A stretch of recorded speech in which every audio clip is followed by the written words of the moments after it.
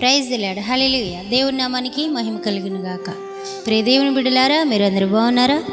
దేవుని మహాకృపను బట్టి మరి ఒక దినం ఈ రీతిగా మిమ్మల్ని కలుసుకోవడానికి దేవుడు నాకు ఇచ్చిన అవకాశాన్ని బట్టి ఆయన నామానికి మహిమ కలుగును గాక. ఆమేన్. మంచిదండి. మరి ఈ దినం కూడా దేవుని వాగ్దానాన్ని చదువుకుందాము. మన పరిశుద్ధ గ్రంథమైన బైబిల్లో నుండి ద్వితీయోపదేశ కాండము 28వ అధ్యాయము 1వ వచనాన్ని చదువుతాను, శ్రద్ధగా ఆలకించండి. నీవు నీ దేవుడైన యెహోవా మాట శ్రద్ధగా విని నేడు నేను నీకు ఆజ్ఞాపించుచున్న ఆయన ఆజ్ఞలన్నిటినీ అనుసరించి నడుచుకుని ఎడల నీ దేవుడైన యెహోవా భూమి మీదనున్న సమస్త జనము కంటే నిన్ను హెచ్చించును. హల్లెలూయా. ఈ వాగ్దానం మనందరి జీవితంలో దేవుడు నెరవేర్చునుగాక. ఆమేన్. మంచిదండి. చక్కటి వాగ్దానం ఉదయకాల సమయంలో దేవుడు మనకిస్తూ ఉన్నాడు. ఏమంటూ ఉన్నాడంటే, మొదటంట మనం మరి భూమి మీద ఉన్న సమస్త జనముల కంటే గొప్పవారముగా ఆశీర్వదించబడిన వారంగా ఉండాలి అంటే ఆయన ఒక మాట ఇస్తూ ఉన్నాడు. ఏమంటున్నాడంటే, నీవు నీ దేవుడైన యెహోవా మాటను శ్రద్ధగా ఆలకించు. హల్లెలూయా. నిజమే కదండి. చాలాసార్లు దేవుని సన్నిధిలో మనం ఆయన బిడ్డలుగానే కనబడతా ఉంటాం, కానీ ఆయన మాటను శ్రద్ధగా వినడం చాలామంది కొదువుగానే ఉంటుందండి. ఎందుకంటే దేవుని సన్నిధిలో రావడానికి, కూర్చోవడానికి మనం ఎన్నో చేస్తాం. దేవుని పరిచర్య కొరకైనా, దేవుని పనుల కొరకు ఎన్నో రకాలైన మరి సమర్పణలు మనం చేస్తూ ఉంటాం. కానీ ఆయన కోరుకుంటుంది ఏంటంటే శ్రద్ధగా ఆయన మాట వినటం, దేవుని మాట శ్రద్ధగా వినటం ఆయన కోరుకుంటా ఉన్నాడు. ఈ లోకంలో మనం ఏం చేస్తామంటే, దేవుడు మనల్ని దీవించడానికి ఆయన పరిచర్య కొరకు ధారాళంగా కొంతమంది ఆస్తులను కూడా ఇచ్చేవారు ఉన్నారండి. మరి ధనాన్ని ఇచ్చేవారు ఉన్నారు, వారి కష్టార్జితంలో నుండి భాగం ఇచ్చేవారు ఉన్నారు. అంతేకాకుండా ఏదైనా ఒక పరిచర్య జరుగుతూ ఉంటే వారి పనులన్నీ పక్కన పెట్టేసి ఆ పరిచర్య కొరకు సమర్పణ కలిగి నిలిచి ఆ పరిచర్యలన్నీ చేసేవారు కూడా ఉన్నారు.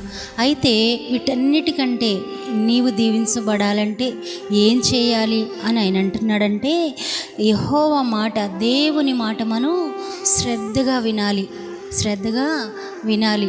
నీ ధనము కంటే, నీ బలము కంటే, మరి నువ్వు చేసిన పరిచర్యలన్నిటికంటే కూడా ఆయన మాట వినడం ఆయన కోరుకుంటా ఉన్నాడు. అందుకే సమయంలో కూడా ఒక మాట అంటాడు, క్రొవ్విన మరి మాంసము కంటే లేదా కొవ్విన శ్రేష్టమైన క్రొవ్వు కంటే కూడా దేవుని మాట వినడం శ్రేష్టమని సమయలు గ్రంథంలో కూడా మనం చూస్తూ ఉంటాం. అయితే ఆయన ఏం కోరుకుంటున్నాడు? ఆయన మాట వినటం కోరుకుంటా ఉన్నాడు. ఈ రోజుల్లో ఆయన మాట వింటే మరి ఎన్నో రకాలైన పరిస్థితుల్లో ప్రజలు ఒకవేళ మేము కోల్పోతామేమో అనుకుంటున్నారు. కానీ ఆయన ఏమంటా ఉన్నాడు? నా మాట కనుక శ్రద్ధగా వింటే, నేను నీకు ఆజ్ఞాపించినది అంతయు మీరు గనక చేస్తే, వాటిని అనుసరించి నడుచుకుంటే, అప్పుడు భూమి మీద ఉన్న సమస్త జనముల కంటే మిమ్మల్ని నేను గొప్పవారిగా చేస్తాను, హెచ్చిస్తాను అని సెలవిస్తూ ఉన్నాడు. హెచ్చుగా ఉండాలి అని ప్రతి వారికి ఆశ ఉంటుంది కదండి. గొప్పగా కనపడాలి, ఆశీర్వదించబడాలి, మనం అందరికంటే ఒక ఉన్నతమైన స్థితి కావాలి అని ప్రతి మనిషి ఆశపడేదే. అయితే వీటిని పొందుకోవాలంటే మనం ఏం చేయాలంటే దేవుని మాటను శ్రద్ధగా వినాలి. ఆయన ఏం చెప్తున్నాడో, ఏం చేయొద్దంటున్నాడో, ఏమి చేయమంటున్నాడో, ఎక్కడికి వెళ్ళమంటున్నాడో, ఏది మరి అనుసరించి నడుచుకోమని చెప్తూ ఉన్నాడో వాటన్నిటిలో మనం శ్రద్ధగా. కొంతమంది అన్నీ చేస్తారు, కానీ ఒక చిన్న పొరపాటు వల్ల దేవుని సన్నిధిలో మరి వారు అపవిత్రంగా మిగిలిపోతూ ఉంటారండి. దేవుడు కొన్ని ఆజ్ఞలు ఇచ్చాడు మనకి, వాటన్నిటిని నెరవేర్చడానికి ఇష్టపడతారు, కానీ ఏదో ఒకటి తప్పిపోయిన 10 ఆజ్ఞలు తప్పిపోయినట్టే కదా దేవుని వాక్యం సెలవిస్తూ ఉంది. అందుకే మనం దేవుని మాటను శ్రద్ధగా వినాలి.